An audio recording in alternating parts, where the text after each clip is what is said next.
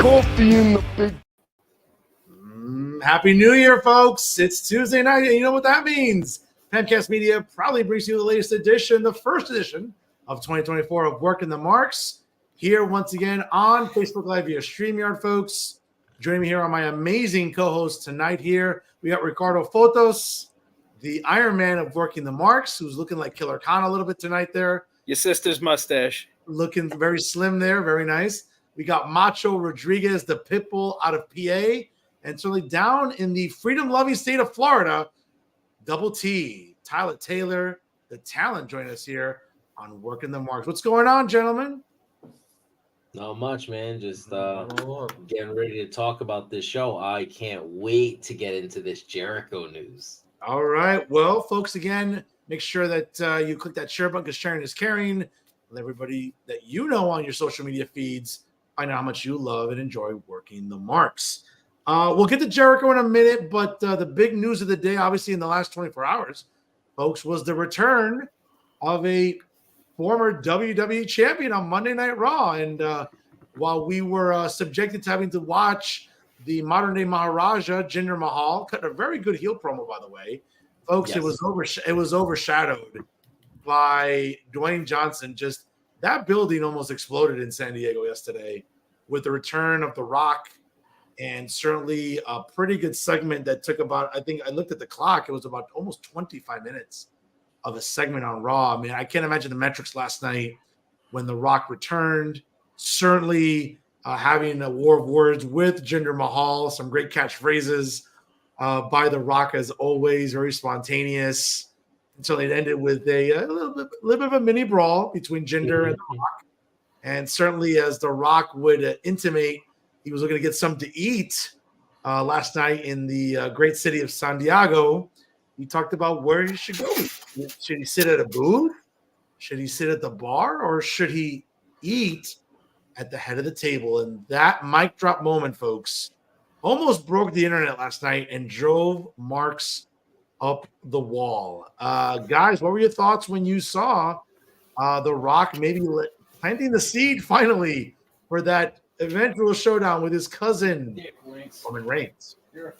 I thought to myself, finally, The Rock has come back to take his proper and his rightful place in the main event of Night 2 of WrestleMania, because that bleached head fuck does not deserve that spot. He already got an opportunity. He's been so lackluster this year. No, I'm just kidding. I really just wanted to get the typical eye roll from Tyler. No, I thought people were just irrational last night. Like when I was watching people, and then this morning when I got on and I paid attention to it, I was like, God damn! Like we know that the objective is to, as you said before the show went on the air, the objective seems like it's going to be Roman versus Randy, Rocky, Cody. We all know that, you know, they want Cody to finish the story, whether that's now or whether it's at the Survivor Series, so that way Roman breaks the streak. Whatever it is, I think people need to understand Rocky's not coming back to win the fucking title, and he's not coming back to take anyone's spot. He's just coming back to help further the legacy in which Roman Reigns is created. Yeah, I think it's great if he comes back and he's the one that puts Roman over at Mania. It saves Cody, honestly, because I don't think people would want to see it a third time. So it's great that he's back. Other than that, I don't care. Took his dad 3 tries. People were invested for that. But yeah, people had more patience back in 1980, whatever, than they do now. But Tyler, in fairness, though, I mean, when we saw the great rivalry between Dusty Rhodes, Cody's dad, and Ric Flair, I mean, it literally took Dusty until that third try to get that iconic win. Very much, I mean, it's a different circumstance, but did we complain about having to wait for Rock to get that win against Stone Cold in the third try? I don't think it's the worst thing in the world. I did. I just don't think they'll do it. I don't think they would do it 3 years in a row. So I think if he didn't win, he'd be, shit out of luck. Or it would have to come on a smaller stage. So I think it's great that it's going to be The Rock. It gives everyone the match that they've been looking for the past.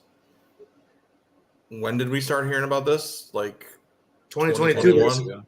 2022. Yeah, so like it gives everyone the match that they've been looking for all that length of time, and it prolongs the storyline with Cody and probably saves him, because I don't think people have the patience this time to wait for the third try at this point in time. Pat? I would say that it's all been going according to plan, and I think that right now they have the opportunity to have The Rock come in, do a shot with Roman. You know, you're gonna have the match with Randy and Roman. I'm sure that's gonna be entertaining. People are gonna dig it, but you know, you got that Australia show coming up. You know you're gonna fill the place up. You know you're doing good with the ticket sales. You got Rhea Ripley on the card, right? You got a bunch of other Australian wrestlers that you could fucking figure out what to do with. And you have all the stars at WWE. You know, you're going to have the Elimination Chamber matchup, 2 Elimination Chamber matchups.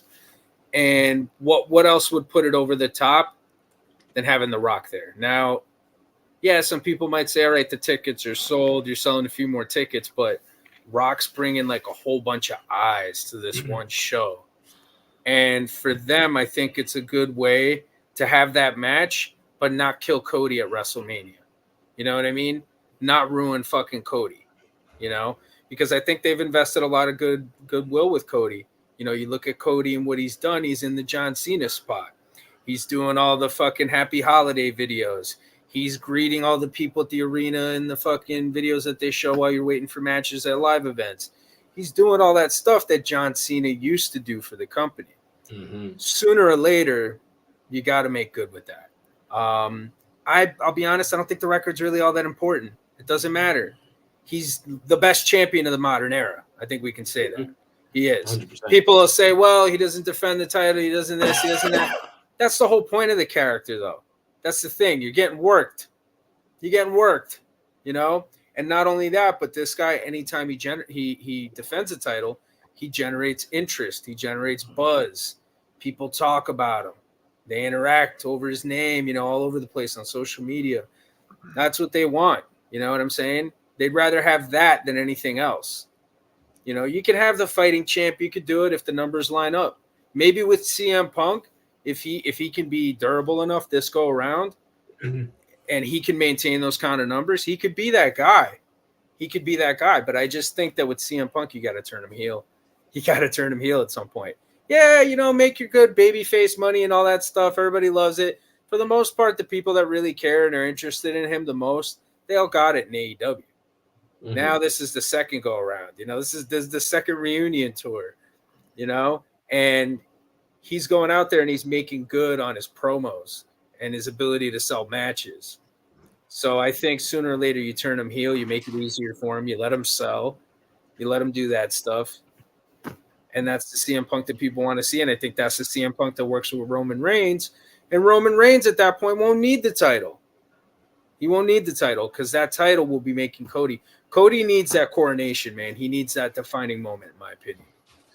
Well, here's what's interesting. And I think that because we're living in the era of like streaming services, and it's not like sort of like I think 10, 20 years ago where, you know, buying pay-per-views was sort of like the end all be all. I mean, again, Elimination Chamber is going to be on Peacock.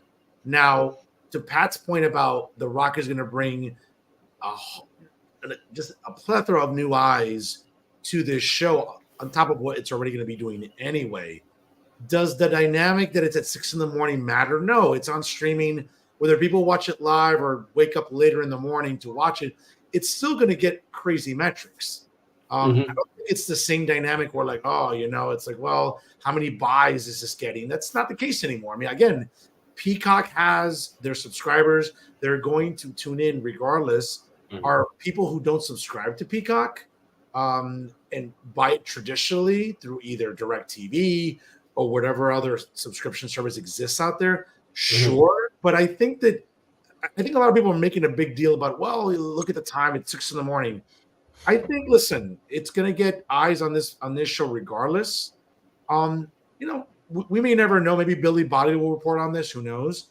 But obviously, like they announced the Australia show back in the fall of last year, and we don't know how long this conversation has been going with Rocky. We don't know. Again, I'm sure Triple H and Nick Khan and him have been in constant communication about his schedule. It seems like maybe working all the way to Mania might be problematic for Dwayne Johnson. So that's why the Chamber works in perfectly for his schedule. I just think a lot of people online are making a big deal like, oh, why would you do this at Chamber at 6 a.m? Who's going to be watching? First of all, it's a global PLE. People from all over the world will be watching, so that's irrelevant. And I think number two, again, if they're going to stick with Cody, which it seems like that's the rumor that they're going to stick with it, then okay, Rock and Roman Reigns at the Chamber in an exotic country with a beautiful backdrop, 60,000 people. They might have to add seats, who knows? I don't think it's the worst idea, but if they move it to night 2 in Philadelphia in April, I think that's going to give you I just think it's a dead giveaway. Like, he's going to retain, and at some point, he's going to retain over Rock, and at some point, Cody gets the win. Maybe at some, but again, I'm still a firm believer that Paul, very much like he invested in Gunter with breaking Honky Tonk's record, I think there's an element to breaking Hogan's record, the merch sales, the metrics. I think that matters. That shirt sells itself. Collectibles, giveaways, posters.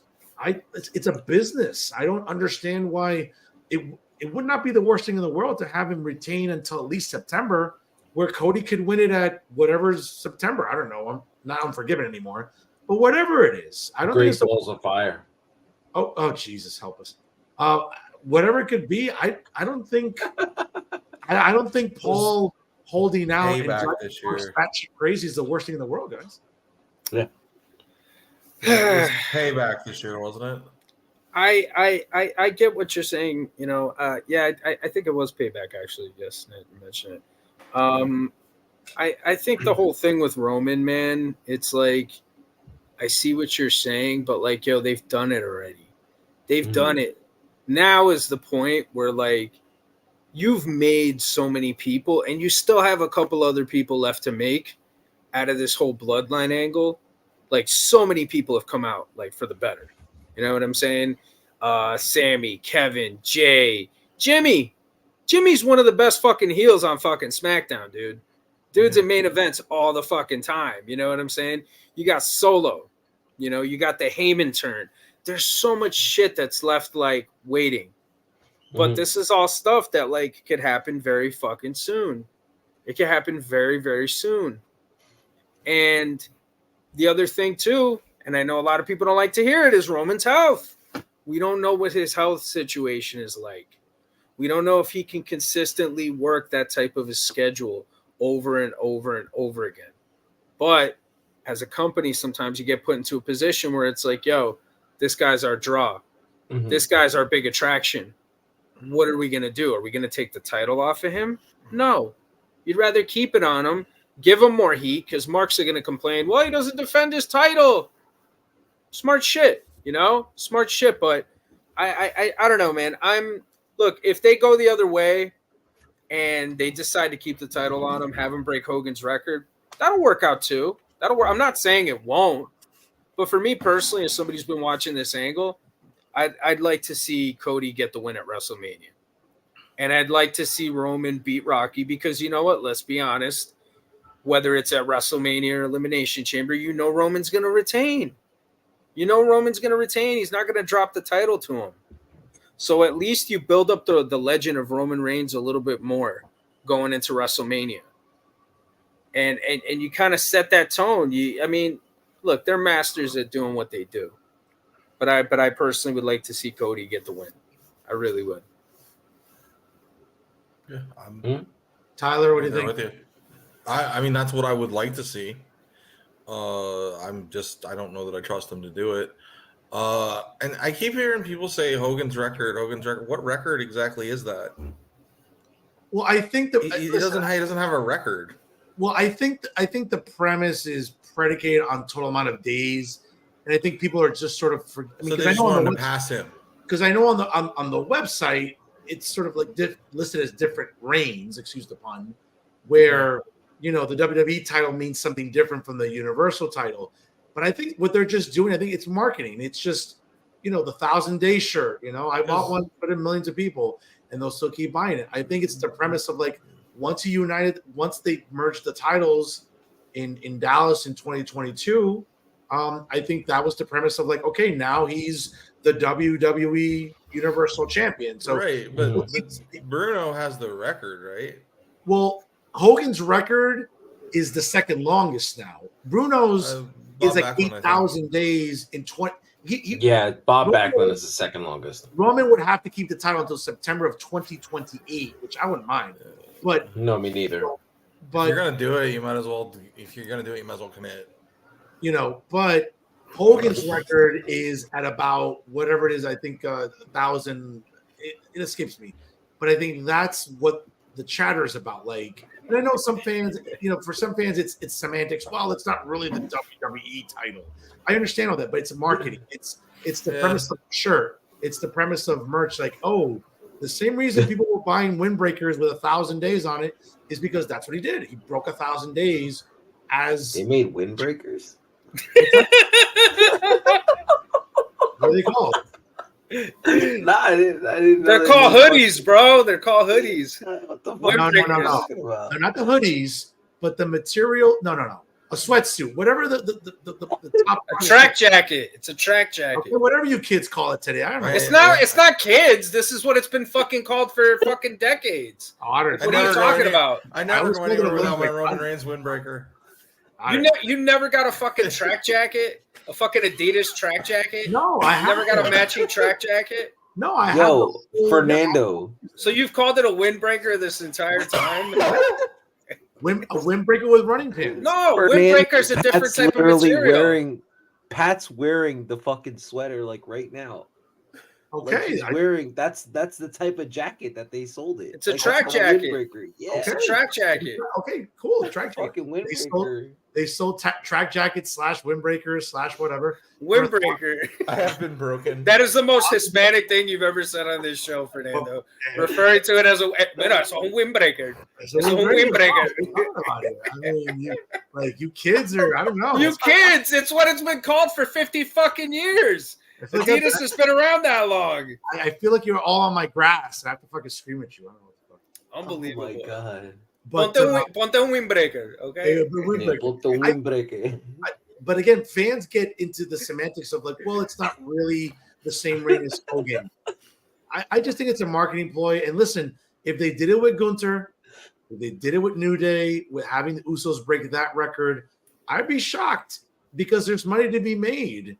And WWE's as a machine, corporate-wise, have been great at a lot of things for over 40 years. The one thing they have been exceptional at, if they can find a way to get it out of you and make a T-shirt or a cap or a poster or a wristband of something, they'll find a way. And that's why I think this is money. Roman retaining, breaking Hogan's record in September, and we'll see whatever. I don't know. Maybe it's a Survivor Series. Who knows? Those were all-time records you're talking about with Honky Tonk Man and the New Day. Versus this is just a streak, and do they even really want to associate themselves with Hogan and the bad press that comes with that in order to force that? But Tyler, Hogan's been fine for years now. Like, I don't understand. Like, he just got saved over the week. Him and his wife just got baptized. They found Jesus. I mean, it's not like Paul. I know. I can't even say it with a straight face. But Paul, like, it's not like Paul and Nick Khan don't see the dollar signs when possible. And if they can find a way to bring Hogan back for an appearance of something, they'll do it. It's not like we haven't seen it before. I think recently they've stayed away a lot. Last time I remember seeing him was WrestleMania 35. Okay, that was 4 years ago. Okay, I was there. I remember being there at MetLife. Okay, sure. That's going on. You're not still there as long as that show was. Yeah. All right, going into 5 years. Okay, fair enough. But I just don't think it's something that they would, again, it's if there's dollars to be made, it's a smart corporate. Like, we don't need business degrees from Rutgers Business School to understand, like, this is a basic model that pro wrestling's been doing forever. So there's money to be made with Cody. You act like there's money to be lost with Cody. Cody's making money. Cody's a top merch seller. He's not some flash in the pan like mid-carder that sold a couple T-shirts that like 5 people bought. Like he's a consistent merch seller. Like he's a big deal. It's kind of a big deal. But he's not LA Knight. No one's saying that. Yeah, but no one's. Tyler, I like you, brother. But an AEW fan saying who about someone like LA Knight, Pat said who's worked. Yeah, well, he's worked in full buildings. Wait, hold on. Time out. Fernando. Fernando, let him talk to you. All right, let him talk to you. Before you talk, Tyler, can I just say something? Just give me a second. Sure. All right, give me a second. Cody would sell the fuck out of some windbreakers. I had to take off my windbreaker. It was too hot here. Okay, well there you go. That's what it is. He's the one that said who. I just said LA Knight. I mean, Orange Cassidy would give his left arm to work in buildings that LA Knight's headlined in, but okay. Whoa, Orange Cassidy's better than LA Knight. Times the performer. LA Knight has a better physique. LA Knight has a better physique than Orange Cassidy. He looks more muscular. He looks the part. But Orange Cassidy's a better worker. And in my opinion, has better, longer, more sustainable fucking heat than fucking yeah. You know? Come on. Everybody knows yes is better than yeah. Everybody knows that. Whoa. You do understand that this dude stands in the middle of the ring and puts his hands in his pockets and people go ape shit. Yeah. Yeah, That's it. Okay. How many hours has Jim Cornette dedicated to talking about it? You know? It obviously fucking works. People pay attention. Well, I get it. It works for an indie mark audience. That's fine, but I can't imagine. His style would work in WWE too, though. His in-ring performance, he's just a really good performer. Are you saying that you don't think... I'm not denying. I'm not denying the worker, but the fixation on headlining Dynamites for months and months and months when that's not moving the needle, ratings and metric wise, I just find it's funny. He moves the needle more than anybody else, bro. He's one of their highest rated guys. Power, like 2 years Power. Like, who can forget about listen, NWA Power? I'm not gonna sit here and say LA Knight is. And I like the guy personally. I just but I love LA Knight. Yeah. No, LA Knight's fine. He's not Max because Max. No, of course, he's better than Max. But to Pat's point about Cody, listen, no one's. But Cody is still going to keep selling merch. He's still drawing these crazy metrics and engagement. That's not going to change. I think Cody's probably going to be that exception to the rule, right? We've talked about it over years, right? We talk about offline that sometimes guys chasing, and then when they finally get the belt, sometimes it kind of fizzles out. I don't see that with Cody. That's why I think that eventually, whenever Cody wins it, it's going to stick. And I think Cody's going to keep that. It's happened before with some guys. Like they chase, and then it, for whatever reason, right? The Dolph Ziggler's, the Dean Ambroses, whoever, it fizzles after the win. I don't see that with Cody. I'm almost certain to bet money on that whenever it happens with Cody. Yeah, I was thinking about that earlier today, but it was with I was thinking about Swerve. I wonder if people will turn on him when he wins it. What, he's a heel? Well, sure he is. You watch your mouth down there, Cuban Missile Crisis. How dare you besmirch the name of Dean Ambrose? He was an amazing WWE champion. No, Macho, I loved him. I almost lost my voice screaming at SummerSlam at Barclays for him. But let's not pretend that people like Dean Ambrose or Dolph Ziggler, for one reason or another, sometimes you chase, then you're the champion, then it kind of fizzles out. It's happened. I'm not imagining. Yeah. Well, in Dolph's case, they said we're going with Dolph, but Dolph isn't our guy. They said that. No, I'm just saying, like, I don't foresee that happening to Cody when he finally wins the title and finishes the story. I think Cody might be the exception to the rule where fans are still going to be behind him and it's not going to fade. To Pat's point about merch, Cody's the top merch seller. That's not going to change anytime soon. I just think that, from the premise, going back to, The Rock and what he can do. And I actually wanted to get your thoughts on this, guys, especially the workers here on the show. It was running rampant on Twitter. I talked to Patrick today about it, but like marks online were like kind of poking fun at Dwayne Johnson for like gasping for air after a simple spine buster. And then during the interview, it was Like fans really exaggerated that, and I thought that was a bad look for Marks Online to be that punitive for a segment that was so great. Listen, it's for someone his age to come in to take heat from Jinder like he did, to do his entrance, to cut the type of promo. Like he was completely like he was gassed before that happened. By the time he got to the spine buster, which they missed the spot, and he had to do it from the other angle. If you watch it, he was supposed to hit the spine buster. Jinder over rotated, and they had to do it again. So like he was already moving quickly. Of course he was going to get gassed, but he will be prepared for his match with Roman. There's no way he would waste his cousin's time by coming back and just gassing out like that. Like he's one of the greatest performers ever. Like his style, his in-ring work is not hard to do. You know what I mean? It's a lot like Cena. Like Cena doesn't look gassed when he's out there because his style's more slow. It's more impactful. Rocky's is mostly punch, kicks, float over DDTs, spine busters, body slams, back elbows. I mean, I don't know. Everybody that's commenting about him being gassed has never ran the ropes one time in their life. Yep. Like that's what it is. Like, have you ever seen the television show Glow? When they're testing out all of the girls, and then you see like the girls running into the ropes and they hit it chest first because they don't know how to properly hit the ropes. That's what I see all these internet trolls doing. Like nobody knows how to take a back bump properly. They'd smack their head. They wouldn't even know what tuck your head means. Like anybody who comments about this gas shit, they don't know anything. So it's like, whatever. Say what you got to say. Exactly. There, I think there are also people too that don't understand the magnitude of like what this guy's doing. Mm-hmm. Like him performing in front of thousands of people like that, everybody in the fucking building paying attention to him.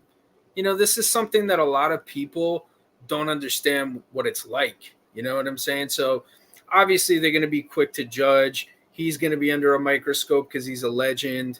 You know, now, unfortunately, there's kind of this really, like, I don't know, man. It's kind of like this trend I noticed amongst like younger fans of like trashing the old school guy, trashing the legend. You know what I'm saying? Like shitting on dudes who've bled, who fucking sweat for the business, who sacrifice for the business. You know what I mean? And shitting on a lot of these dudes. And I don't know, man. For me personally, I don't think it's cool. Well, you know, I agree with you, but I wanted to run this by you, Pat, because I feel like you have a good insight into this. We see Adam Copeland debut in AEW, and people lost their fucking minds. He's in his 50s. We see Jay Russo, Christian, debut in AEW, 50s. People lost their mind. People are clamoring for Dolph Ziggler to go over there. People are clamoring for Mustafa Ali to go over there. These guys are in their 40s, right? Everybody loves these guys. Everybody wants these older cats to come in and wrestle in this company that's supposed to be younger. And then we have a legit legend who comes back to the sport, who's going to bring eyes to everything. Why do you think that people are more prone to attack Rocky and attack the WWE for bringing in an older star, but they seem happy with AEW bringing in older stars? Well, because it's the way they like it. That's it. That's really just what it boils down to. It's the way they like it. It's the brand that they prefer. And, you know, WWE obviously does everything a lot better. They just do. Like, even their shitty matches are better produced than AEW shitty matches. You know what I mean? Like, they're just done in a way that it looks a lot more professional. It looks a lot crisper, a lot cleaner, a lot better. But you have a lot more micromanagement going on there. You know, and it kind of it's a good thing in a lot of ways because it prevents talent from hurting themselves. Mm-hmm. It prevents talent from doing a lot of things that they shouldn't be doing, which we've seen is kind of a problem in AEW. Mm-hmm. But you know, all that being said, man, I just think it's preference. I think it's just that the AEW fans like it the way they like it. If The Rock showed up in AEW, they'd lose their fucking minds. And he could go and he could cut a promo that he cut fucking 25 years ago, and everybody would be eating out of the palm of his hand like they were in that building. Doesn't matter. You know what I'm saying? I wonder too if it's a lot of The Rock has kind of teased us a little, like for the last 2 or 3 years we've been expecting something and it just hasn't happened, and so now everyone's just like, yeah, okay, whatever. There could be a little bit of exhaustion. There could be a little bit of that, but I mean that changes really quick once a program becomes good. You know what I'm saying? Mm-hmm. You know, like once they get up and running with the program, and you have one good TV segment between Rocky and Roman, it's a wrap. Or even Rocky and Heyman, it's a wrap. You know what I'm saying? Yeah. It's a fucking Inject wrap. that into my veins, please. Yeah, that's good shit. That's good shit, pal. But I don't know, man. Thanks, Vince. I think that's the mentality. That's the mentality of a lot of fans. They're very tribalistic, and they enjoy legends on their terms in their brand. But when the other company does it, it's under the microscope. And the same thing with WWE fans. They're looking at AEW constantly for the fuck up. They're looking at AEW constantly to see when they drop the fucking ball so that they could come and shit on it. It is what it is. It's just fans being fans. It's just marks being marks. They definitely dropped the ball Saturday night. Which again, well, I'm glad you brought that up though, Mach, because again, sort of segueing into our next topic here, as 2023 came to an end, it was Worlds End. Nassau Memorial Veterans Coliseum in Uniondale, Long Island, New York. AEW finished the year with its last pay-per-view, and certainly a pay-per-view with, number one, 12 matches, 3 on the pre-show, and then 9 on the main card. This motherfucker's not on my level. What are you doing on a show? What's that? And Woo! That's right, Mr. Masses. What's up, brother? And certainly, listen, I think a lot of fans had objections online about the length of the show. Certainly, Keith Lee being physically unable to perform at that event on Saturday night, obviously forcing Tony Khan to replace Keith Lee with Dustin Rhodes, and obviously having to face Swerve Strickland. I'm not sure if fans are having a little bit of fatigue already of the Keith Lee Swerve Strickland feud. Certainly, some highlights from the evening I think that fans went crazy about.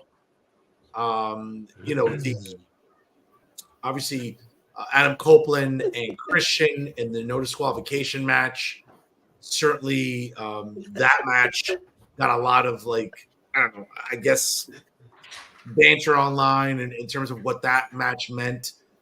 Certainly the other championship matches, I think fans were, listen, it's hard to look at Eddie Kingston and Jon Moxley as a match that you like that. How is that not a bathroom break? These are two guys that are just, it was a sloppy match. What the fuck? It was a sloppy It was a sloppy match. I was watching the Cowboy game on Saturday, then I went out for some drinks. That was fucking sloppy. What's that? Well, that's true too. And then I watched a replay on Sunday as I was doing work, and I'm watching that match. I'm like, we went through a 1.5 month long tournament to have Eddie Kingston face Jon Moxley in the finals, and that match just wasn't good. It just looked like two guys. You want to talk about guys being gassed or tired? That match just, it was a bathroom break match. I found myself like, oh, good. I just got back from Florida. I can do laundry in my house now. Here's a perfect excuse to go to the washer and dryer and pick up clothes or put clothes in it. Like, that match just wasn't good. And then you look at the rest of the card. It just, and then a very anticlimactic reveal of the devil. Listen, whoever paid $50 American for that, again, you're devoted. God bless you. But Tony Khan, that's, if anyone's going to think he's still Booker of the Year after that show on Saturday, again, I know that there are certain banned substances that have been legalized in certain states in this country. I'm sorry. You can't look at that show on Saturday night and think that was a good show for AEW. I'm sorry. No, I agree. First things first, Sean, I thought you were more of a stunner guy. I thought you were more of a Stone Cold Stunner guy. What do you do with the sharpshooter here? Like, I'm pretty sure you're a big Stone Cold Mark. Also, you better be careful. You better be careful, though. He's gonna break your windows. or your windows. Excuse me. He's gonna break your windows, and then he's gonna give you a power driver in the backyard. All right. I'm just happy he didn't ask me how my cock was. But anyway, so that would have been like real classic. But anyway, Yeah, that's true. That's true. Yeah. First of all, Tyler, you and I talked about this on Saturday, or the last time we had a show. We definitely felt like the Eddie Kingston, John Moxley. This is their worst match that they've had since they've like in AEW. This is definitely their worst match that they've had. It served its purpose. Yeah, I mean, it served its purpose. I cannot rock with you about Swerve and Dustin because Dustin can still go. And Swerve gave him a lot of heat. He looked, he absolutely looked good. That's what Swerve does. He puts people in the right positions. This isn't the first time he's had to work a vet last minute. We saw him do it at Wembley with Sting. He made Sting look like he can still go. Like he can still legitimately go for like a lengthy period of time. We probably know he can't do that anymore. And Dustin is so good. He's the best in-ring performer in that family. So like, I think that's pretty clear. The best part of the show was Samoa Joe. He was the shining star. He was the absolute star of the entire card. There's no ifs, ands, or buts about it. When I made the reference before we started this segment about how they messed up, it's because there was a certain wrestler that, even if it was just as a precaution, should have been left off the card. That's what I kind of meant. But the show itself, yeah, it was kind of like, it was kind of lackluster. I think the last 3 matches are the matches that mattered. The women's matches were serviceable. I think that's kind of what we came with, like that they were kind of serviceable matches. I mean, but as I said this weekend about the show, we can't keep complaining that we want AEW to stop doing like their 10,000 hours of wrestling, that we want them to be more character driven, and then they start giving us character driven shit like Julia Hart or like Abaddon, and then we get it and then we're still unhappy. Like, you need to make up your mind with what you want from that company, because it's like Pat said, WWE fans like are looking for them to mess up. For me, the only mess up that they really did was leaving Jericho on the show. Yeah, I think if you have any doubt at all, you have to pull him. But as far as the show goes, I think it did a lot to advance stories. I don't think it was a pay-per-view. It was like kind of like an In Your House where it got things moving along. I don't think it solved a lot of other than the devil reveal and them making Eddie. It didn't really solve a lot of situations because Christian and Copeland's still going, and Swerving Keith Lee didn't have their blow off, and I could continue. I mean, but Tyler, it's interesting you bring that up, and actually it just dawned on me when you mentioned it, and now it refreshed my memory. Just imagine for a second the way the ending of the Christian Adam Copeland match came about, and then the circumstances surrounding the few minutes thereafter. That was as big a clusterfuck as I can remember. Imagine if Paul Levesque booked that. Marks Online lose their minds. Imagine if he said, "Oh, obviously Damian Priest is the Money in the Bank winner. Oh, I'm just going to designate this person to cash in." If he did that, Marks would crucify Paul Levesque. Tony Khan does it here, and not a peep from wrestling fans or Marks or whoever.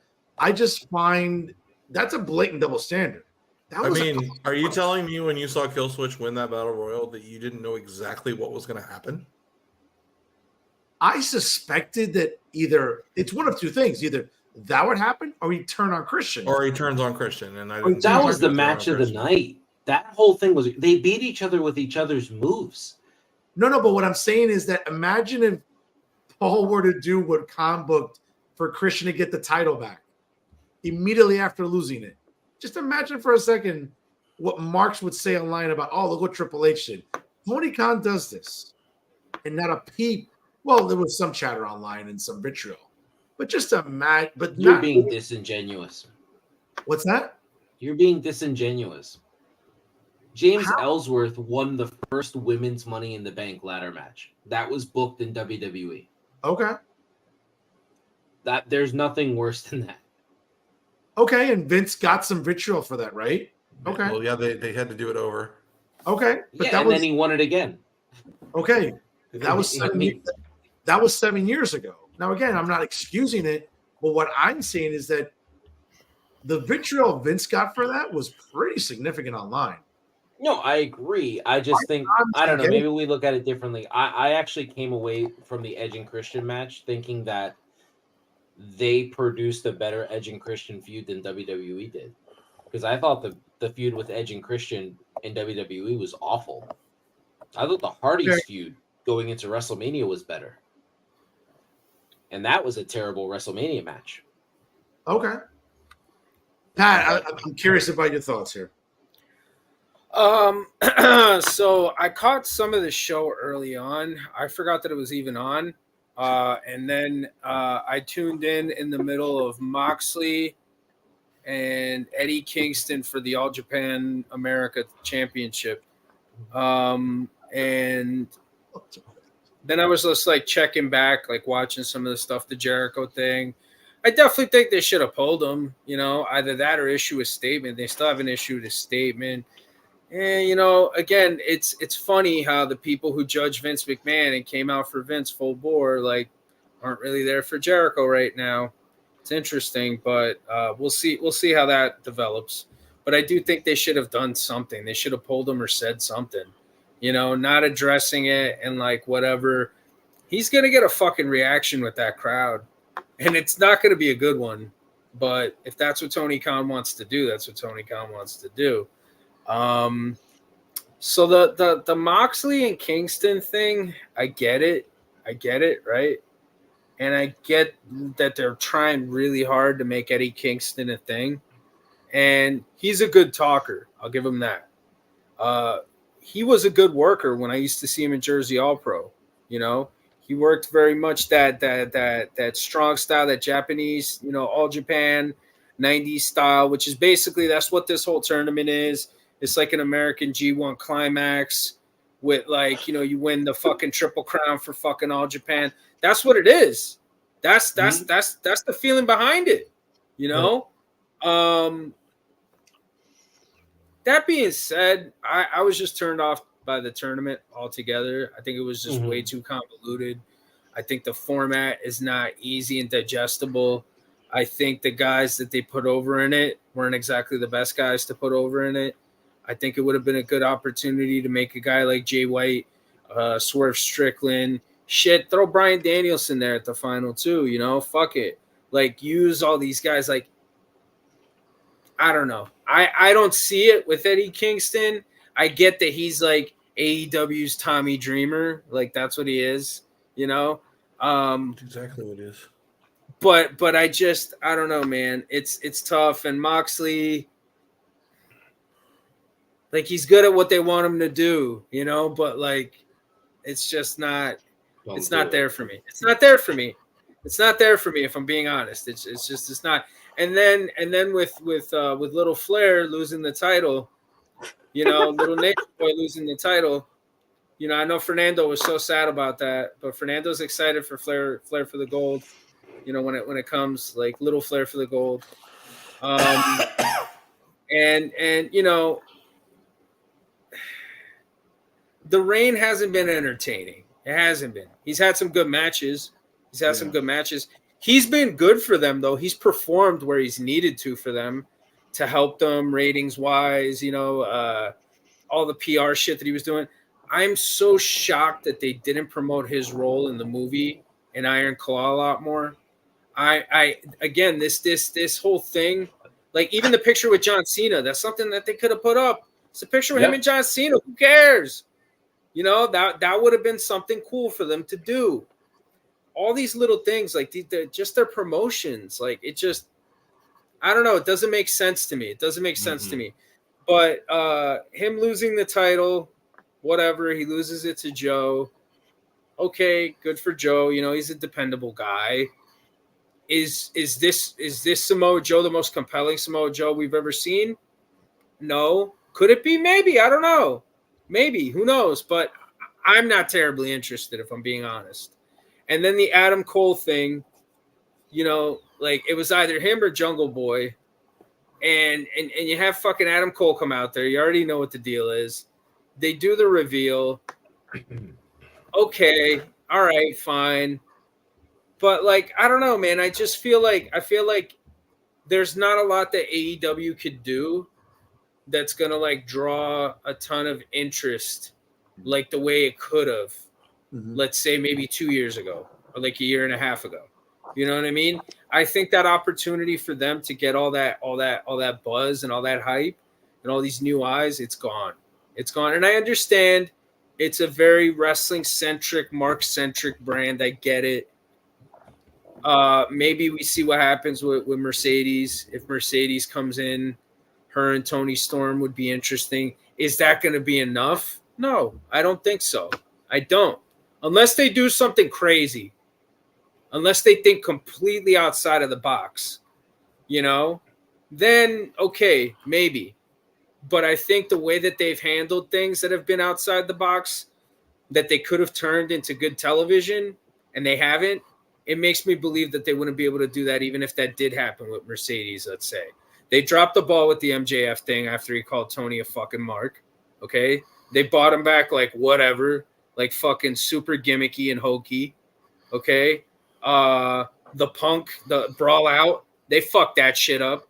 They couldn't get those guys to work together. You know what I'm saying? So even if they were to catch like some kind of lightning in the bottle and get some buzz with something maybe controversial, they're just he's not going to be able to sustain that. He's just not. He's not going to be able to keep that shit going at all. So I don't know. It's for me, I just watched it and I was just like, oh, okay, all that stuff happened. But it didn't really matter. And I feel like MJF losing the title should matter more. This is your fucking champion.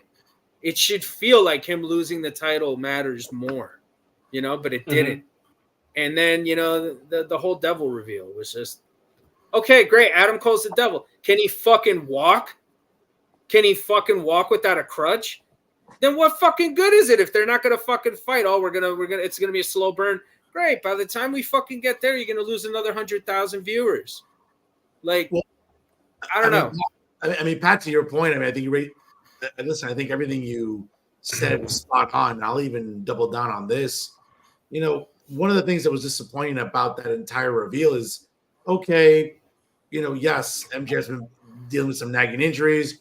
Good way to write him off TV, lose the title. Having said that, it's okay. We don't know what Cole's condition is. He's still in a walking boot. We don't know, again, how close he is to a full recovery. And in the meantime, you're creating this faction. Like, when I saw Wardlow there, I said, wait a second. There was this sort of fixation once, you know, the Pinnacle broke up and then Wardlow went face and got his independence from MJF. They would try to push him as like a solid mid-card babyface with the TNT Championship. And then all of a sudden now you took him out of a faction to stop being the muscle to now being the muscle of another faction again, where, okay, are we just going to recycle the Pinnacle and at some point he's going to get tired of Adam Cole and then turn on Adam Cole? Like, it just seems like Khan is recycling something for the sake of like, okay, well, we need to write MJF off television. Fine. Is this new faction going to be like a powerhouse just going to run rampant or run roughshod over the AEW roster? Like, what do you call it? I don't know. It's the mid-card mafia. I know Pat wrote that in our chat. I think that's a kind of ironic name for a faction, possibly the mid-card mafia. But I mean, it was a very flat show. I think in some respects, some good matches. Obviously, you know, Copeland and Christian was a good match. Obviously, yeah, that's great. You know, shout out to Patrick on that. That was brilliant on his part saying that. It just seems like this now more than ever is a reminder, like how necessary and how imperative it is for Tony Khan and AEW to get some streaming subscription service, because again, if you're going to subject fans to pay $50 a month for pay-per-views, which are almost kind of coming monthly now, who knows? I don't think there's anything coming in January, but I know Revolution is in March. I'm not sure what's coming up in January or February, but I think Revolution's the next one. What's that? Yeah, they're skipping Revolution's 2 the next months. Okay, cool. All right. Well, if that's the case, then great. But This guy's driving to North Carolina to go see Sting's final match. Oh, nice. Oh, and Saturday? Charlotte? The Revolution. Oh, that's our Greensboro. My bad. I'm sorry. Yeah. You going to Revolution? Wow. Why, you want to come? I'm good. But thanks anyway. I gotta see Sting. I've never seen him before, bro. I gotta see it one time. Like I fucking, like I gotta go see him. Interesting. So yeah, no, I mean, it's just I think now more than ever this Saturday it should remind Tony Khan or AEW fans, like, you need a streaming service. You can't be paying $50 for pay-per-views like this, especially when they're not good shows. And at some point, what are you doing to the audience? What's the ROI for what you're paying? Like, it's not great. The last couple of pay-per-views have not been great, and you're subjecting fans to paying $150 in 90 days for shows that aren't very good. Again, I'm far from it for me to be apocalyptic and a complainer, but I'm also being a realist. Listen to this guy talk about the Yankees for 5 fucking minutes. Then get back to me on that. We already had that conversation. Yeah, he was snapping out. He even shocked Tyler. He shocked him in the silence. All Out was a good show. I'm not gonna. I stated that before on this show. All Out was a good show. It was better than which All one in. Was that? Which one? That one. All right. The stadium one was All In. Yeah. Okay. And All Out was the other one. The stadium one only had 1.5 good matches. Yeah, Punk's match. Punk's match, and then Sting and Swerve in their 7-minute segment. That's it. I don't remember anything else on that show. Exactly. Oh, was that the one where Ospreay tried to kill, or Kenny Omega tried to kill Ospreay? One of them tried to kill the other one. No, Omega almost killed Ospreay. Omega almost. That was Forbidden Door. Yeah. No, that was All Out. No, that was All Out. Yeah, All Out. Okay. Okay. Yeah, because Omega, Ospreay, and Brian Okada was the same show. That was Forbidden Door. Okay. Oh, Forbidden Door. Yeah. They all just kind of bleed into each other. Yeah, they all look alike. All In was the one that John Moxley decided to let. I knew Fernando would pop for that. I knew he would. Skewers in his head. Oh, wait. All In was you see this? This is real glass. Crimea River. Was that Crimea River? I was All In with Jack Perry in London, yes. Okay. Yeah. That's when nobody picked up Punk at the airport, and he stole the fucking show. That match happened. I walked out to the gate to let my stepdad in, and in the time it took us to walk back, Punk had beaten Jack Perry's ass and was in the ring fighting Samoa Joe. Amazing. When he came back, he was Terry Punk. Like he had the long tights. He was Terry Punk, and then that last show he was Terry Punk Hogan. Like he went full blown Terry Hogan, fucking cup in the ear, the whole nine. Like, because he knew it was over. He knew it was over. He knew it was done, and he worked Joe, and it was a great match. That should have been the main event for that title. I think that would have been better than MJF and fucking Chiquitín. I think that would have worked out a lot better. But whatever, bro. Hey, that match was awful. I bitched about that match for like 45 minutes in Tyler's Facebook Messenger. I just kept leaving him fucking messages over and over and over. That match was terrible. But the thing is that it didn't have to be. Like, it could have been a really good wrestling match had they just put it in a different point in the card. And it doesn't kill him. And this notion that it's like, the main event has to have this spot on the card. Like, the title has to have this spot and this. Like, come on. No, it's a fucking card. Put it together. Whatever's got the most heat going into it, that's the main event. That's the fucking main event. Come on. This guy's back. I mean, listen, again, it was a show that had some highlights, some lowlights, but one of the lowlights, guys, from World's End this past Saturday in Uniondale was the chorus of boos greeting Chris Jericho when he showed up in the multi-man tag match. And obviously Nick Houseman, who has really shown he hasn't been shy at all about his dislike of Chris Jericho over the years. So he must have been salivating at the mouth once he was reporting this. But apparently not just of what happened with Kylie Ray, but Chris Jericho is now facing accusations of getting physical with colleagues' girlfriends. So now the initial allegations are linked to something with Kylie Ray going back to her departure from AEW in 2019. Certainly the allegations and the fallout have cast a shadow over Jericho's reputation. Houseman initially hinted at some undisclosed issues from Jericho's past, suggesting potential controversies. Subsequent tweets alleged that Kylie Ray had an uncomfortable encounter with Chris Jericho in a hotel room, which was cited as a significant factor in her decision to leave AEW. Adding complexity to the situation, a video clip from 2019 has resurfaced, as Patrick had mentioned before, where Chris Jericho had downplayed allegations of hush money settlements by Vince McMahon against female accusers.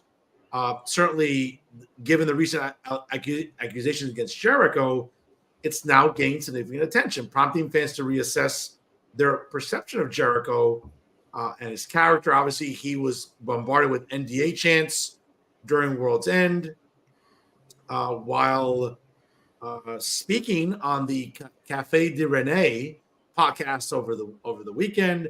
Former WWE superstar Rene Dupree of the La Resistance fame from 20 years ago revealed that he was told by independent talent in Manitoba, near Winnipeg, that Chris Jericho has had a bad reputation for going after other wrestlers' girlfriends and getting physical with them.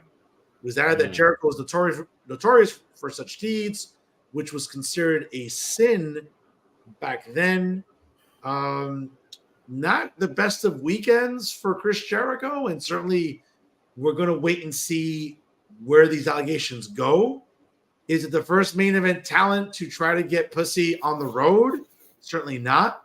We're going to find out to what extent Kylie Ray's accusation is going to hold water, and if we're going to see the publication of text messages, DMs. It's a bad look. It's a bad look for Tony Khan during the media scrum, looking like an absolute fucking idiot with Tony Storm's hat on and glasses, addressing that when he was approached about it during the scrum. It's a bad look all around for AEW. Again, let's see what happens with this. I think living in the era where, of Johnny Depp and Amber Heard and other things sometimes, let's let it marinate organically. Let's wait for the discovery to come out before we just jump to conclusions. And I think, the court of public opinion is different than the court of law. We're all entitled to due process. I'm not sure if Chris Jericho's going to get due process in the court of public opinion, guys. I mean, I don't want to sit here and I don't want to jump into this whole like D is doing right here in the chat here. But what I will say is, the least they could have done is just taken him off, put out a statement saying whether they believed it or not. Just kind of been like, look, a third party will investigate. That would have been the smart thing to do. But by leaving him on the card, letting him go out there, smile in everyone's faces, look at that entrance. Watch the entrance. He soaked everything up. And that's what he does because he's untouchable right now. That's how he feels. He feels untouchable. So that's the problem. We don't know if he did it. We don't know if he didn't. Honestly, like Dee said, he's innocent until proven guilty. But what'd you say, Pat? You wouldn't be surprised if he's been doing this all along. Well, I mean, what has he become now that he's betrayed? Everyone he's ever loved, he's pushed them all away, and he's been a slave to the Judas in his mind. Is there something left for him to save in the wreckage of his life? his life. Oh my god! You know, No, hey. I got a little Christopher Walken at the end there, but you know, dude, like I'm not surprised. I'm not fucking surprised. If it happened, I'm not surprised. I mean, yo, wrestling's a shady business, you know. There's guys in power that use that power to get ahead and fuck other people over, whether it's other wrestlers, women, fans, whoever. You know, it's there's nothing like walking out through that curtain and having a crowd in the palm of your fucking hand. It's just it's intoxicating power. It really, really is. And the better you get at it, the more intoxicating it becomes. And you know, because of that, you're gonna have people that are gonna throw themselves at you. People that are gonna want to be attached with you. You know, like people that are gonna want to be under your umbrella. Mm-hmm. And using that power, whether having influence over booking or pushes or whatever, you know, for whatever talent, you know, that shit, it's addictive too, you know?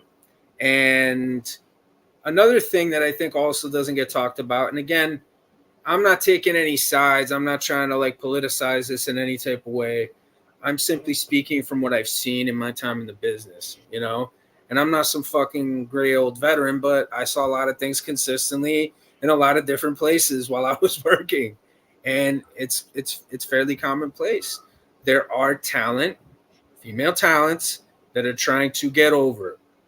And, you know, some guys use their power to you know, let it be known to women that they can get over that way. You know, that is something that exists.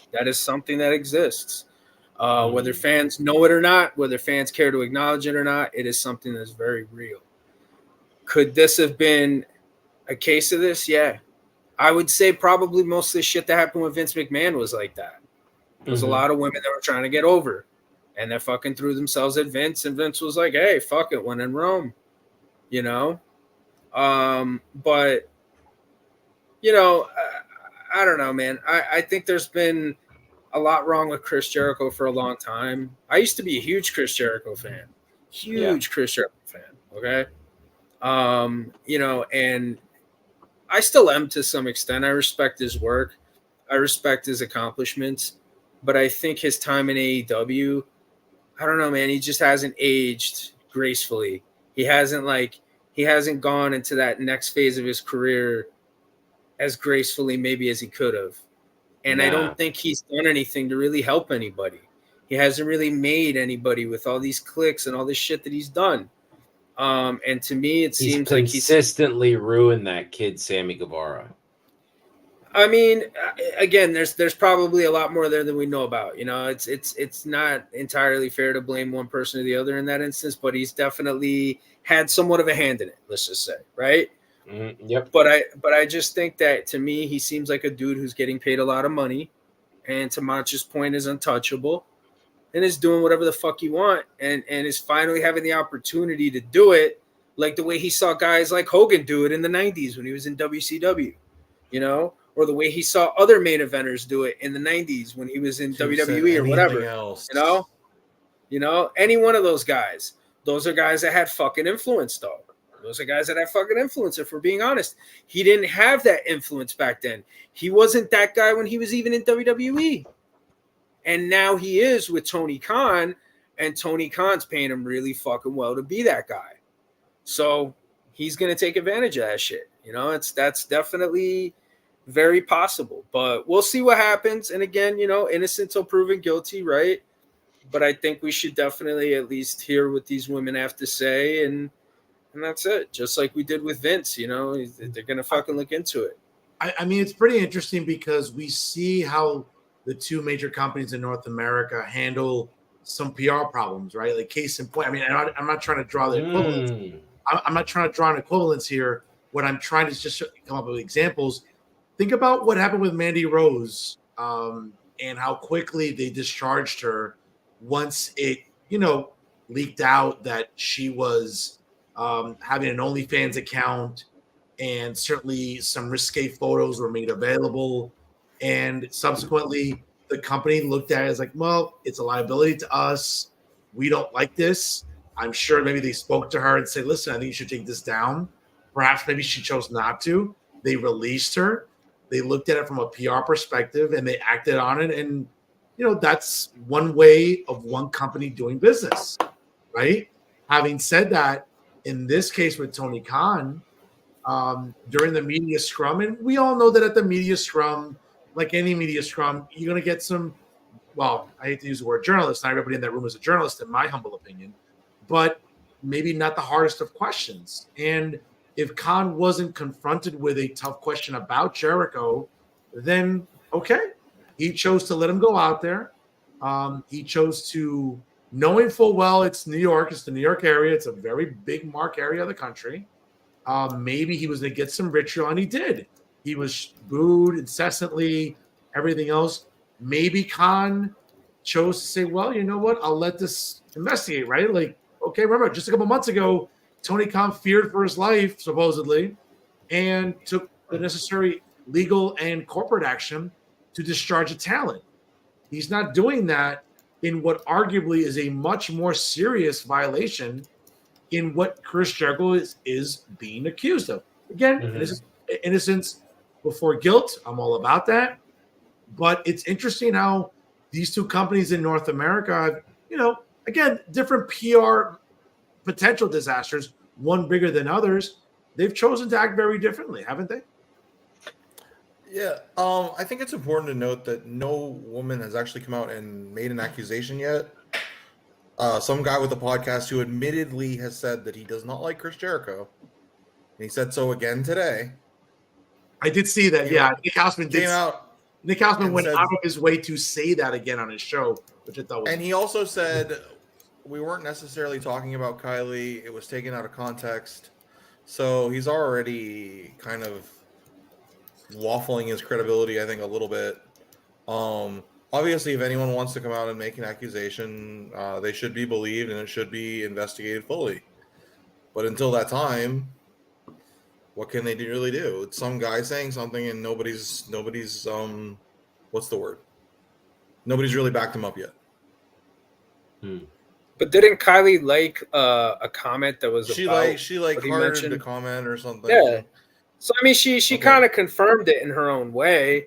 You know what I'm saying? She kind of did confirm it to some extent, or at least some type of involvement. So I think it's safe to say that it could be her in that instance. You know what I'm saying? But he even said now that that's not what he's talking about. So then, what did she like the video for? Yeah, I don't know, because at the time she liked the video and that's what it said. Is like this could be in reference to her, and then she liked it, and then he came on today and said, oh, that's not necessarily what we're talking about. It's taken out of context. What tweet did I send to 3 use the other day about the fans with Kylie? You don't think that had something to do with it? What are you talking about? What fans? Yeah. The tweet I sent you about the fans that were attacking Kylie, saying that she brought this on herself. That's a bunch of toxic idiots. Exactly. So you don't think that if Hausman has a relationship with Kylie, that he probably walked it back a little bit just to get fans to leave her alone? She's think probably been attacked. He could have walked it back because of an NDA, maybe because she has an NDA. We don't know. But I mean, an NDA doesn't prevent you from reporting a crime. Yeah, he would know. Just like Fernando. She's not like Fernando.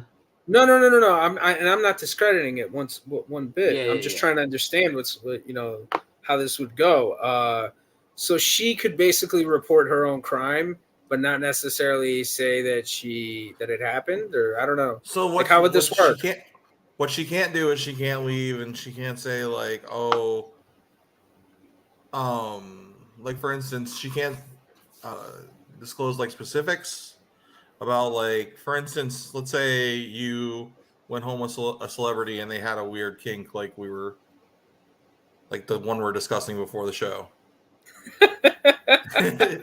You couldn't, if you signed an NDA, you can't go out and say, hey, I went home with such and such and he made me. Well, I mean, guys, I'm not an attorney. I think we'd have to rely on our fan of the show and a friend of ours that we know, the Honorable James Anthony Barracato. I mean, obviously he's an attorney. He could probably give us more information. But I'm just trying to draw on the comparison or maybe some equivalence here. Wasn't the premise about Vince that there was yes, there's an NDA signed, but that wasn't that predicated on a cash settlement being issued? There's for the thing. Okay, because it seems like here, like, okay, if Kylie signed an NDA, there's no record that we know of that there was any cash settlement or any agreement out of court to make sure that, you know, Kylie didn't sue AEW or sue Tony Khan or sue Chris Jericho. I think that's the fundamental difference here. Like, Vince McMahon had allegations against him, but that also translated into cash settlements in a court of law, like being negotiated among attorneys. That doesn't seem to be the case here, at least from what I understand and reading, between Kylie Ray and her departure 4 years ago. I could be wrong, guys. I'm just sort of hypothesizing here. I wouldn't be surprised if some money changed hands, and that's why because people keep talking about NDAs, and I took criminal justice in college, and I had to go look it up to make sure, but it does say that an NDA cannot prevent you from reporting a crime. Now, what it doesn't say is whether or not you might forfeit any potential settlements because of it. I think she would gladly give up her money for peace of mind. If you think it would give her peace of mind? Otherwise, why would she even do it to begin with? Why would she sign the NDA to begin with then? Well, that is true, because my next statement was going to be that I find it very, very ironic that the people that were looking to rake Vince McMahon over the coals are the same people defending Jericho. Yeah. I mean, I don't want to defend him. If she wants to come forward and say that he did this, then I'm going to believe her and I'm going to support her and anyone else who wants to do it, because you sound like. But I'm not. But I'm not going to take this guy's word for it, who admits that he has a grudge. Well, Fernando mentioned his name earlier. I've been waiting for Pat to say that Billy Body said something about this. That's what I'm waiting for. Nah, he hasn't reported anything, so I'm pretty sure he'll be back in the next couple of weeks. But this is a big story. He's probably going to come through with something about Elimination Chamber, so we'll definitely be reporting that here. I think a lot of the people that are considered credible are being very careful. Well, yeah, I mean, especially all the pro AEW people like SRS and Meltzer and all these other guys, like, they don't want to get fucking blackballed because, like, yeah, Jericho does hold some influence there. He does, Well, it's not just that, but in 2019, when this happened, Brian Alvarez went on his podcast, and a lot of people keep leaking that 2.5 minutes of his podcast where he said that when she left the company, there was no malicious intent, that people need to just get over it. She left on her own. She asked for her release. He was very clear. That 2.5 minutes, if there was a way for D to put that on the show so we could listen to it, you can hear he's very clear and serious that nothing happened. So I think if more information comes out about this and we find out that Jericho in fact did do this and he has done this in the past, I can't imagine Brian Alvarez gets to keep his job or his following. The guy told us to look the other way. Well, or told us or tried to convince us to look the other way. Well, I mean, again, I think, listen, we have to look at the Wrestling Observer being about as reliable as, the Mets in October. I mean, let's be fair about this. So I think that, let's sort of. Or the Blue Jays in September. Well, true. They don't get to October. That's right. Very good, Macho. The premise of, some of these sites having to be careful, because at the end of the day, if Jericho wants to raise a stink to Khan, Jericho by and large has been that employee for Khan, like he hasn't really been problematic up until now, but he's one of the highest earners there. He, initially brought, some mainstream wrestling eyes to AEW when it first debuted 5 years ago, becoming the first champion. Okay. we'll see. I don't know if Tony feels a sense of loyalty to Jericho. He's compensating him significantly. But if this starts to leak into something really, really potentially dangerous for AEW, I don't know what Khan's going to do. Listen, we've already seen the precedent that Khan doesn't know how to act like an executive. Let's be fair. That's not me being anti-AEW. There's a body of work there. Like, you know that as an executive, he hasn't acted well. One thing in September, the idea that, this is a company that, he's not a good – listen, he doesn't delegate authority well. We all learned this after the brawl out in 2022. Okay, we learned this the hard way. He's not the type of CEO or corporate person that, let's say, a Vince McMahon, Nicholas Khan, or, Paul Levesque are. And we've seen that. Does this surprise us that we don't know that what's going on right now, that he hasn't taken any action whatsoever to discipline anybody, or that, again, he's the CEO of a company. He hasn't acted like one. It's not like I'm making this up. I don't need the time stone or the reality stone in my hands in a gauntlet to tell me what's obvious about Tony Khan. He's been a bad executive. This right here, if it's true about Jericho and stuff leaks out, maybe it will, maybe it won't. But if it does, this only adds to the ongoing legacy that Tony Khan is and continues to act like an incompetent executive of a multi-million-dollar company. It's hard to argue that. Mosh, did you just read something because your eyes about popped out of your head? I was just shocked that the Cuban Terminator just, made Marvel references. Okay. I thought you might have gotten some breaking news. No. I was just guys, just about Fernando. Guys, tell me where I'm wrong in the aforementioned. Nope. Tell me where I'm wrong. You're not wrong. Any good CEO or corporate leader would have said, all right, here's what we're going to do. We're going to put you on the sidelines, suspend you with pay pending investigation. Mm-hmm. I don't understand how that didn't happen. That would have come a long way. That's all he had to do. And when they asked him about it, he could just say, well, I can't comment on ongoing investigation. Mm-hmm. That's simple as that. But he went out there in a babushka and stupid to be sunglasses. fair, he didn't go out there in the babushka. The babushka kind of came after. Whatever it was, he looked like a pendejo. I mean, Tony Storm could put a babushka on me any day. Listen, absolutely. that meme is going to be. I mean, whether it's Sid Vicious going after Tony Khan daily or other things, that's not going to be going away anytime soon. We'll see where this takes AEW. We'll see. Listen, this Wednesday, tomorrow night, excuse me. Dynamite emanates from the Prudential Center, the home of the New Jersey Devils. And we're going to see if Jericho is on the show, what the reception will be for Jericho in New Jersey. I don't anticipate it being any different than what happened in Long Island this weekend. Maybe Khan keeps him off the show, but if based on what happened last week, and if they're setting up for him and Guevara to reunite and challenge for the tag titles, if he tracks Jericho out there again tomorrow night with Guevara to further that storyline, again, either Khan suspects that there's nothing to the story, or he really doesn't.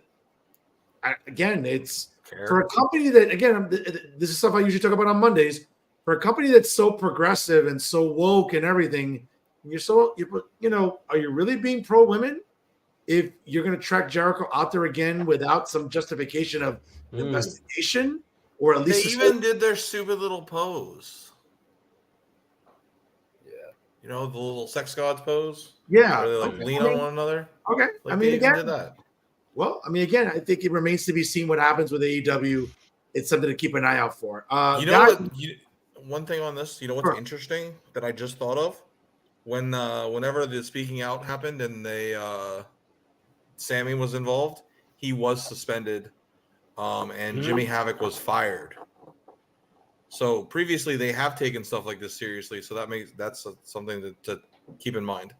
All right. Yep. There's a precedent there of taking some punitive So action. it makes me wonder why they're not in this case. No, that's fair. Guys, before we call it a night here, we're about to hit 11 Eastern time here on Famcast Media.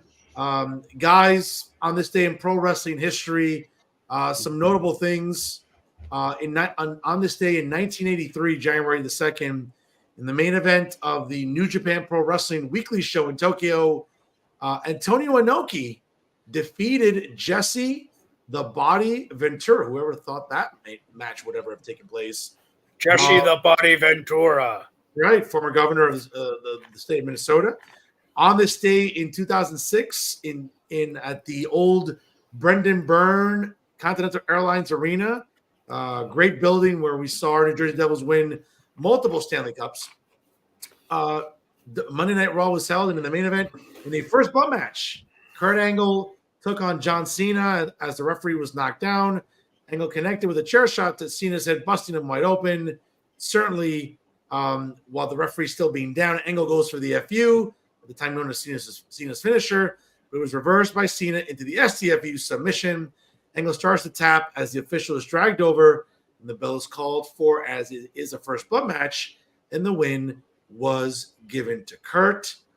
In 2016 in Louisville, Kentucky, Ryan Howe defeated Rob Conway in the main event of the OVW Ohio Valley Wrestling Weekly Show to become a two-time OVW champion. And on this day in 2019, All Japan Pro Wrestling held their annual New Year's Wars event in Tokyo in a very legendary six-man tag team match, notable because the average age of the wrestlers taking part was 48 years at the minimum. Manashobu Fuji, Osamu Nishimura, and Tajiri defeated Jun Akamaya, Kotari Suzuki. Jun Akiyama. I'm sorry, excuse me. Jun Akiyama. Kotaro Suzuki and Atsushi Maruyama, when Tajiri got the roll-up and the pin on Maruyama. All that great stuff, folks, happened on this day, January the 2nd, in pro wrestling history. Guys, let's close it out here. What do you got for us?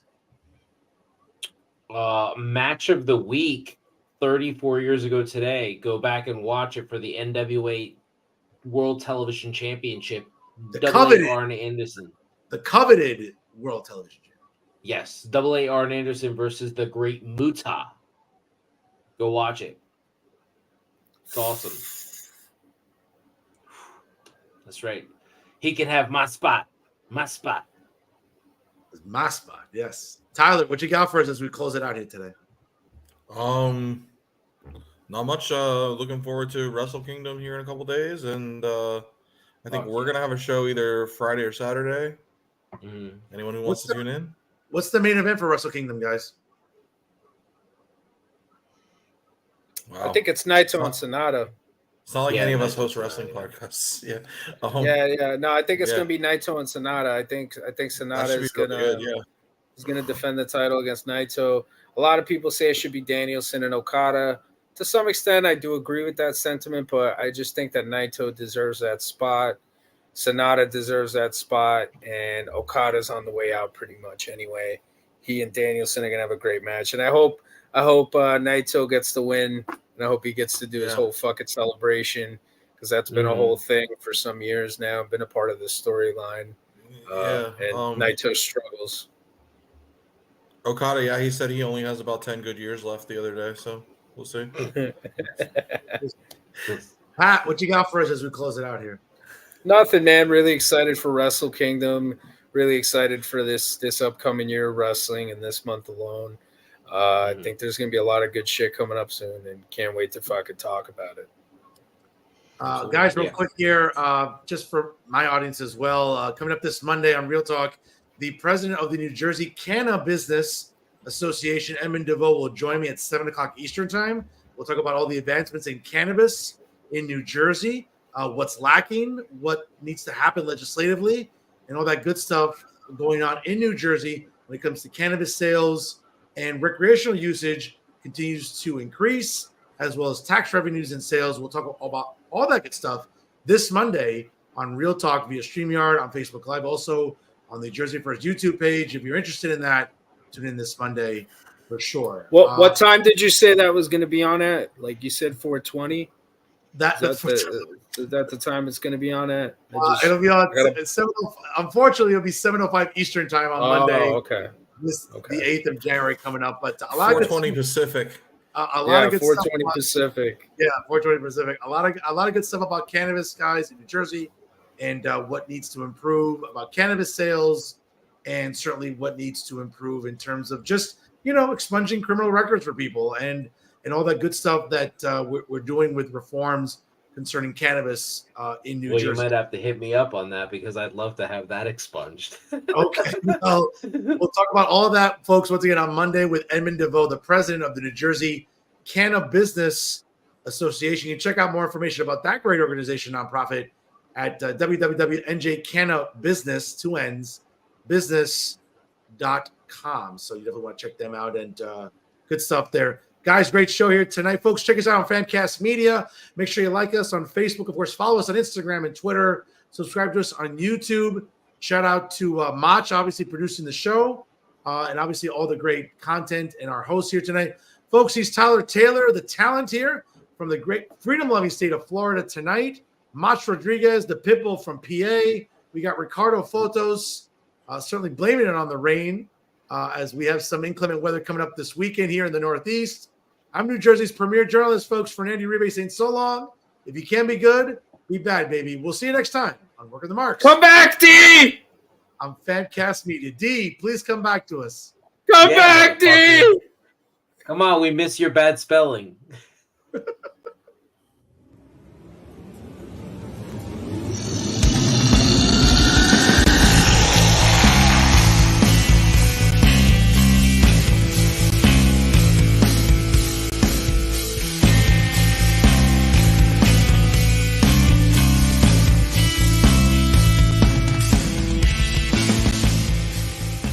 Famcast Media.